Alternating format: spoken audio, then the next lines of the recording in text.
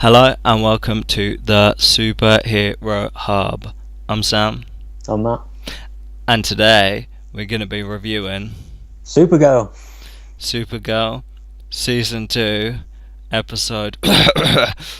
And this episode is called Mr. and Mrs. Mxyzptlk. Nailed it. Damn it. It's because I'm used to saying it Pitlick as opposed to. Because I'm going to take it the way they say it in the episode, and Kara kind of put emphasis on piddle, and I was just thinking that's going to stick, you know what I mean? So Who cares? It's like Ra's al Ghul, Constantine, Constantine. yeah, but Whatever. it sounds better as Ra's al Ghul. Maybe. So what were your thoughts? Well, in the episode, yeah, it was alright. You know, I thought Mr. I'm not even going to try to say his name. I thought it was quite fun. I thought it was a fun foil. I'm glad they finally. Let's start at the beginning. Okay. So we pick up basically where we left off last week, right? So Zara and Monel are just about to smooch it up. The moment I personally have. Let's call her Zara. Oh, Kara. It's because I get mixed up because I think Kara Zor-El and then it's like Zara. Whatever. That was a whoopsie. Supergirl. Yeah, so Supergirl and Monel were just about to smooch it up, and then Mr. Mxyzptlk turns up and underwhelms me personally. I was very underwhelmed, and I'll tell you why. Like, what I know this is really weird, but I was watching the episode and he was making all these things turn up. He's clicking, like the first scene he turns up is like Kara. I'm getting really stuck between Kara and Zara right now, but it was like Kara, I want to marry you. He does things, but roses appear, candles, wedding dress, ring, gets down on one knee, blah. So he ends up going off and that, and is like, look, I'm gonna make you fall in love with me by doing daring feats and stuff like that. So he kept making roses appear in her house, and my issue with this is I was looking at all these roses and I was thinking, I wonder how much they cost, like to fill up that whole room full of roses and that, because they were all real. That is like, it would have been more expensive to CGI them. So I was like looking and I was thinking, I wonder how much they cost, and I started totting it up in my head, and then the episode got a little more interesting for me. Wow. Your thoughts? You know, Did you not think that? Did you not see all these like massive like vases of roses and think, I wonder how much they cost? No. And like started adding them up. No, not for 1 second. Well, I was in like, because like, could you imagine in that? No, I don't care. I wonder what their budget per episode is to spend, because it must. I think enough to get some flowers, probably fake flowers. Nah, they were real. Trust me. Are you sure? Were you in the room? Nah, you could just tell. So I Who mean, cares? these flowers must have been like $5,000 worth of flowers. So they got enough money. I just thought it was crazy. So. Wow, of all the things to focus on. Well, no, I'll focus on another thing, like real hammy lines from Mr. Mxyzptlk. I mean, the hammiest things you've ever heard. I know you're going to be like, oh, it's meant to be goofy, it's meant to be like that, but even for like the CW dialogue, it was like hammy as F, because he was talking like a normal person. That it's not like you can say, oh, he's supposed to be like that, because he was talking fairly normal, he was doing okay, and then all of a sudden he just really started just making really outrageous like sentences. He just started saying really weird things and that, and it was like his character broke. He was doing like fine, and it's just they must have hit a rough patch in the script, and he just started like saying really like dumb sentences, and I was just like, this is really like hammy and that. I was like, I begs he drops this.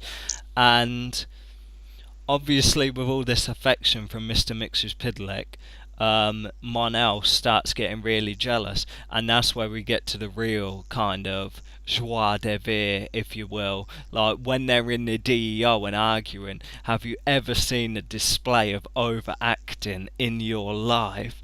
Like Melissa Benoit. Benoist.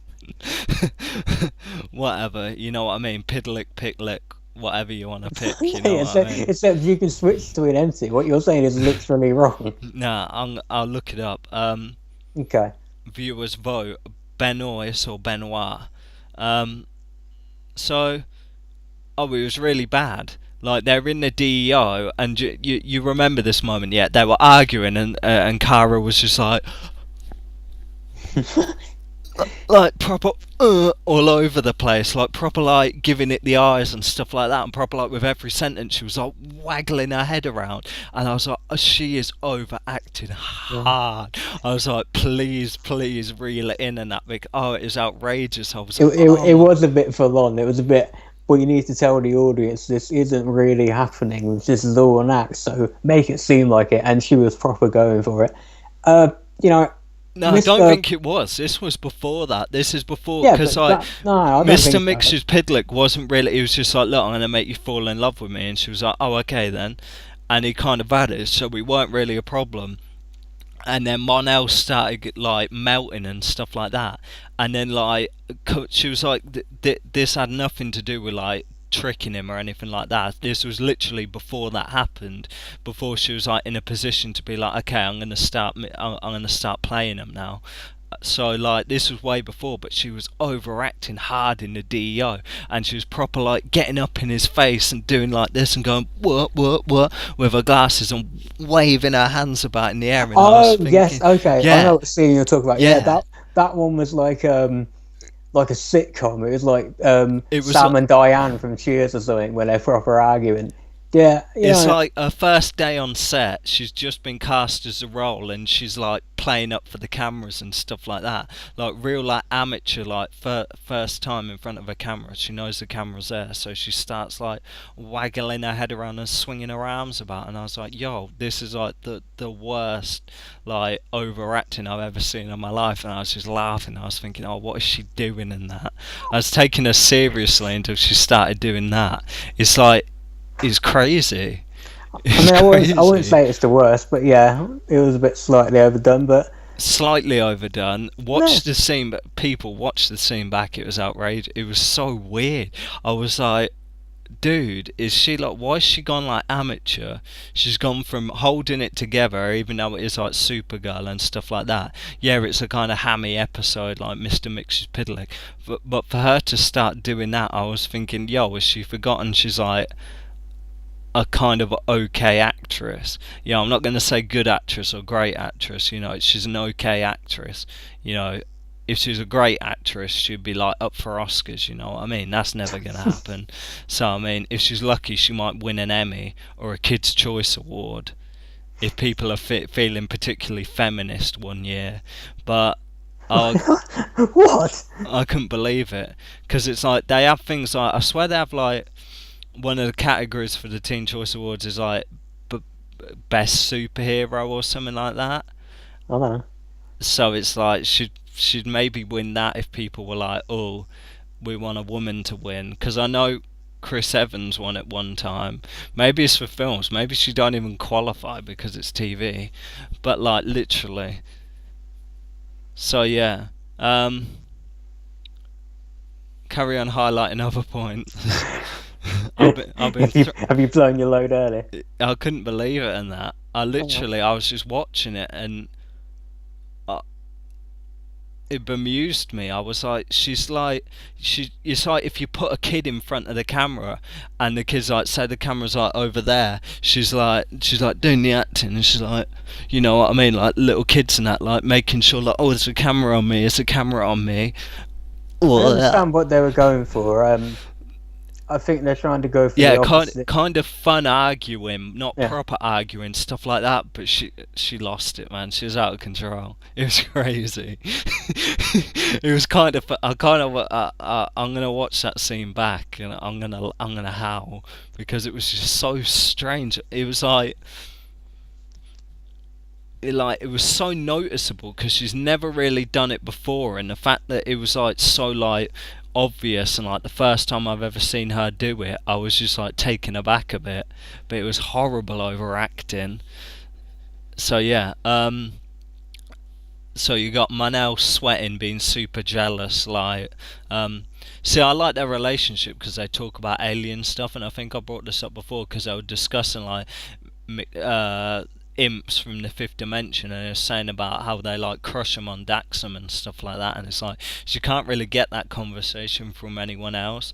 It's like it talks about Daxam and alien stuff, and it's kind of like cool, you know what I mean? I find him interesting.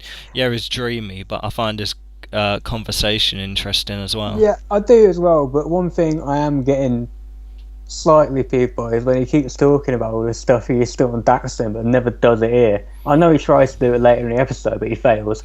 No, it's because he's trying to change, isn't he? I think yeah, that's like a bit.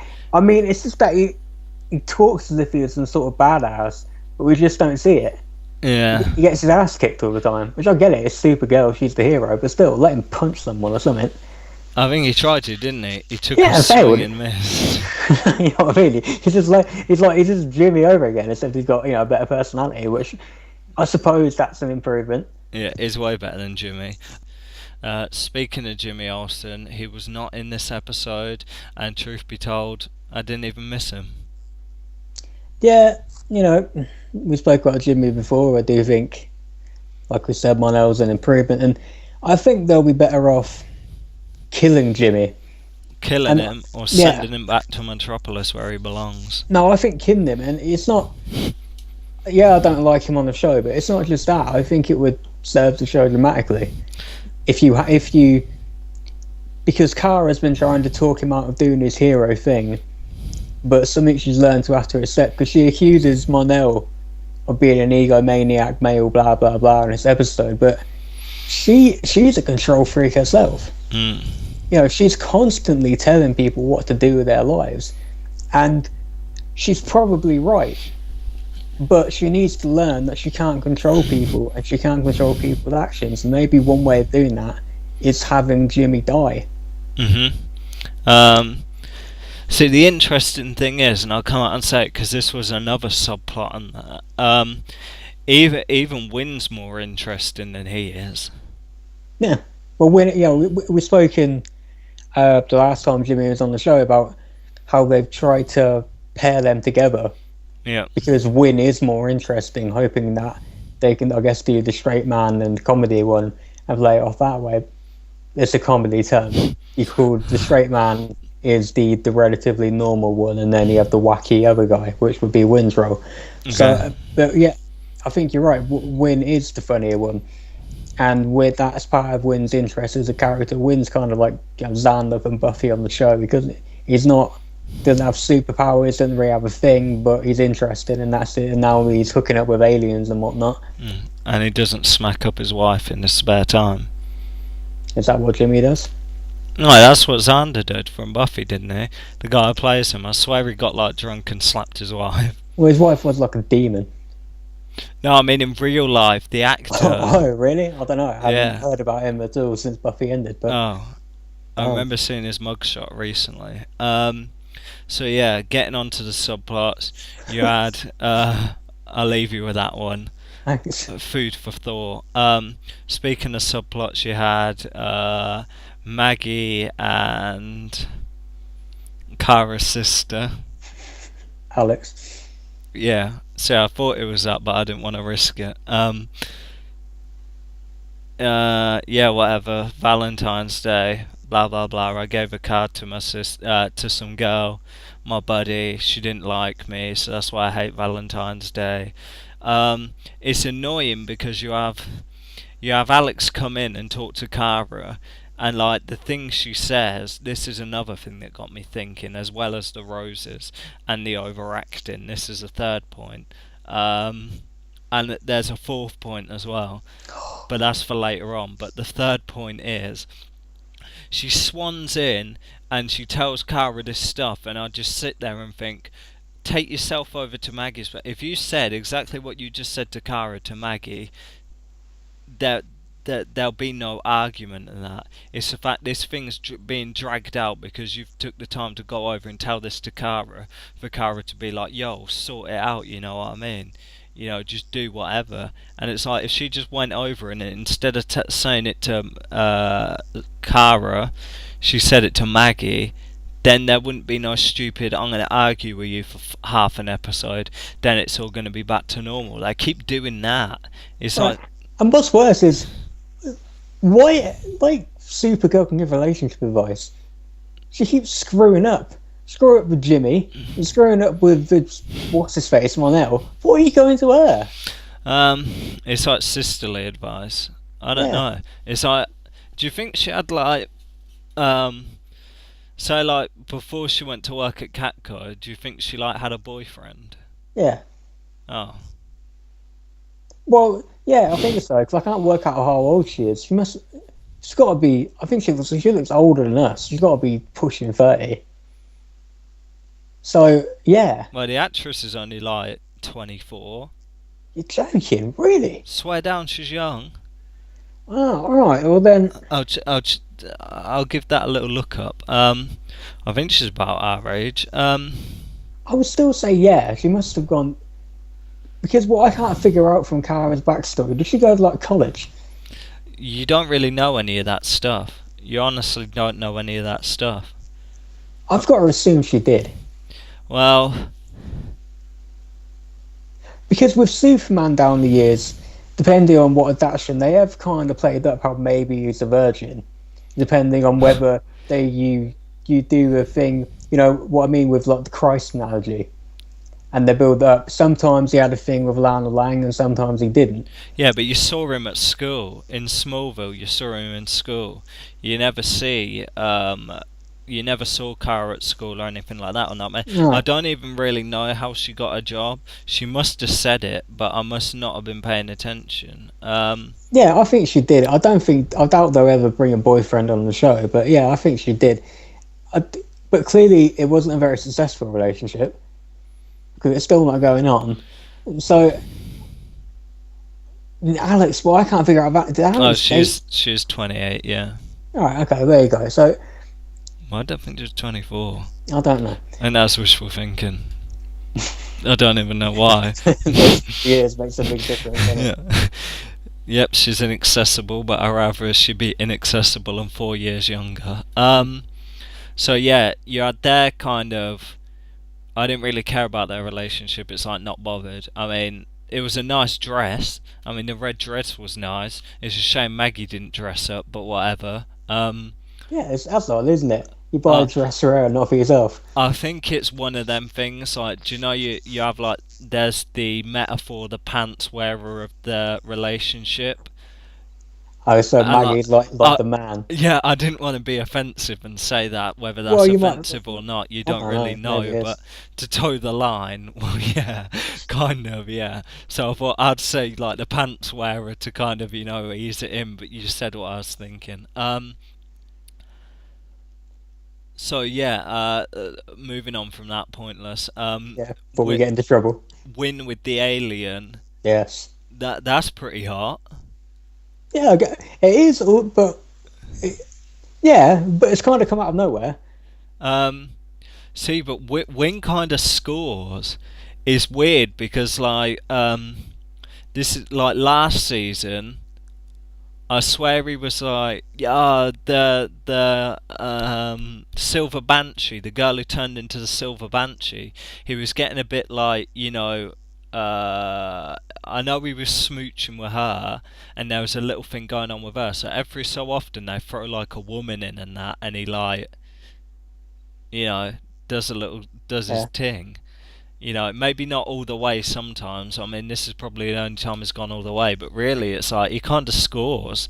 It's like you never see Jimmy with no other chick or anything like that, except for Lucy Lane in the first series. But I mean, come on, she's been gone for a series, sort it out. I think it's the right thing for Winn's character. You need to move him away from this thing with Kara, which isn't going to happen. You don't want him being like Chloe on Smallville, where he just gets pathetic after a few years, you know. Give him his own relationship, give him his thing. But that's going to be Jimmy Olsen if they don't kill him quick. Probably probably. I've got another point as well. Like the DEO is like a government facility, and like Maggie was like just there hanging out, and I'm Does she set. not work there? No, she don't work there. She's just like a police officer, and like she's there to hang out. It's like I think that's the thing that's kind of like bothered me for like a few episodes back as well. It's like these random people just like turn up, and it's like if I walked into like the CIA building and just started hanging out, they'd be like, "Yo, get out," you know what I mean? Or they'll dash me in prison, or go take me in a back room and like interrogate me. It's like, what are you doing? It's like, Yeah, I see it on Supergirl. You can just walk into government facilities and hang out. I agree, but it's the stupid thing of all these shows. You know, the people just stroll into Star Labs at any time. People can get into the Arrow Cave at any time. It's a stupid conceit, but I guess it's the only way they're going to get. In fact, to be honest, I don't even really get what the point of the scene was, because Maggie was in the DEO thing in It's this like Kara episode, right? threatened her. Kara got angry. And she thought I don't get why she was there. I understand she was there. I get why she was let in. She was there looking for Alex. I get that, but why does she need to be in the scene? That was stupid. Don't know. Why she need to be in the building? I'm just intrigued how lax their security is. If I lived in National City, I'd just hang out there. I'd just randomly walk in there. They've got Supergirl there, then we don't need a defense system. I'd be like, I know someone. So I'm just gonna hang out. Yeah. Moving on to that. Obviously, this whole Mxyzptlk thing turns into. There's obviously Mon-El dueling with him. That was kind of funky. You get to see a bit of magic. He takes the Winn's device things that he finds, right? Yeah. Or Winn finds some old device somewhere, blah, blah, blah. Which lasts 2 seconds before it's zapped, gone away. There's like a Superman thing, but it weren't. It was him.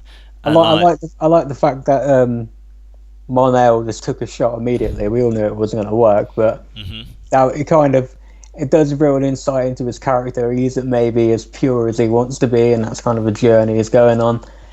No, I think he wanted to win and get it done, you know what I mean? Yeah. I think like I would have done exactly the same. Which brings us on to, so Kara decides, okay, I'll marry you just to stop you from doing this dopey stuff. She agrees to marry Mr. Mxyzptlk. And then you had the scene in the flat where she blows... where she you might want to finish that sentence. where she blows him off, you know what I mean? Well, tells him to leave, tells what's his name to leave, but it's all part of the plan. That was obvious. Smell that one a mile away. Then we get ourselves to the Fortress of Solitude, and this is my 5th point, and I'm going to make this real quick. I'd ban her for life. If I was Superman, I'd ban her. Yes, right. This blew my mind when I was watching it. You just broke into. Not only did you break into Superman's house, you're gonna blow it up. Yeah, she's like, well, she don't really break in. I think she's like allowed in there, like, I think she blows up the statue of Jor-El, but that's fine because after the scene ends, magically it's back to normal. You know what I mean? So they blow up the main statue of Jor-El and Lara Lorvan or whatever. She blows up that, and then it's like a banner for life. I'll be like, so she's like, oh, sorry, Uncle Jor-El. Boom, straight through it, blows the thing up. I mean, that scene was jokes, so it made me laugh, as if the statue started to like walk. I thought that was great, but it's like, yeah, I'll be like, I'm sorry, Kara, but I check the CCTV, and it's like, you're banned for life. It's just so rude, isn't it? Exactly. It's like, go get your own Fortress of Solitude. It's like, don't come blowing up my statues and then be like, I'm going to blow up the fortress. It's like, so yeah, they kind of get into a standoffish thing. This was kind of predictable as well. As soon as I knew there was a code, I knew what it was going to be. So atomic cauldron, whether that's a thing in the comic books, I really don't know. So she overloads that, which is pretty much like the nuclear reactor from the other episode. So another one of them ones, we're holding you to ransom, but we're going to blow up the atomic bomb. So you kind of got that, and then the password is his name's backwards, and apparently it's more meaningful if you type it than if you say it out loud, so that counts and you get sent back to the 5th dimension. That was... Surely, I know they put in this stupid thing, one of his rules was that Mr. Mxyzptlk can't stop people from killing themselves, but Surely it's within his power for him to transport himself and Kara somewhere else. Um, Apparently, if you seal the Fortress of Solitude, you can't use magic. You can't Right. use magic. You can't teleport. That's You can't convenient, especially really. seeing Kryptonians are weak to magic or whatever. It's just one of them things, isn't it? Yeah. So she threatens to blow each other up, and then it's like, nah, give me the password. Gives the password, it's his name backwards, he gets zapped off, and then finally, which can only be described as my favourite scene of the episode, is the kiss. Like, one thing that annoyed me is they were playing musical chairs. It's like, and my problem with her is, like, I think, like, this was probably her best hairstyle when she's at the house, like the two little wisps of hair like that, and then the thing at the back, like what you're doing now. I don't focus that much on it, to be honest with you. Yeah, but I was looking at her hair and I was thinking, when she's like not got the glasses on and that, I was thinking, because when she's Supergirl, what they do is her makeup, they make her cheeks like really rosy, and it's just like takes away from everything else. But when she's got like normal, like not so rosy cheeks, she looks great. You're getting into creepy territory now. Well, it's just an observation. I'm reviewing the episode. You So, don't review the episode, you're reviewing her looks. well, yeah. So then they start off at the breakfast bar, and then they stand around. Then they swap places. They go 360. Then she ends up moving towards the sofa, and then I'm thinking, this is it. You know what I mean? So, yeah. So they smooch, and then it's just like, in my mind, like with that, it was like bittersweet because I was thinking something's going to happen with him. He's going to leave, so it's just like it's annoying that she's going to be cool for the next like 5 episodes, and then something's going to happen, and he's either going to be sent off or killed or something like that, and he's going to leave. I mean, what are the odds of him staying in the show for next season? I mean, what do you personally think? I think he's going to the. I think he's going to be locked up in the Fortress of Solitude. Not the Fortress of Solitude, the Phantom Zone. That That's his thing in the comic books. at least they've wrapped that whole thing up now, so they know where we stand. My issue is that I'm kind of hoping they're not doing what they're doing with Alex and Maggie in like every other episode. Every other episode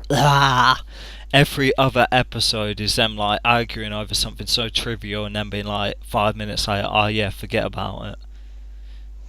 Yeah, well, you know, this. I think they've had their kind of ups and downs. Leave it at that, and just be strong. Well, I guess that's it. Do you want to hit him with some ratings? Yeah. Favourite character first. And my favourite character, of course, has to be the Jor-El statue.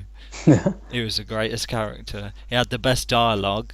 I will go with Winn. Finally got himself some. Good for him. Okay. Well, he kind of got himself some like last year. So yeah. No, I don't remember that. Ratings for the episode. See, it had quite a lot of focal points for me. The hammy lines, the overacting, the Jor-El statue. I'll probably give it 7.5. Yeah, I'll give it a 7. It's just the overacting, just like I thought it was okay. I thought it, Mr. Mxyzptlk was what I thought he'd be. He's basically like Q from TNG. He's a bit goofy. It's a goofy concept. The whole saying his name backwards thing is, it's from the comic books. What are you going to do? It was fine. It was okay. I'm glad they've moved the Kara and Mon-El thing along. Don't really care about the sister, but I guess that's okay. At least they have a stable relationship on the show. I still have a question of where they're going.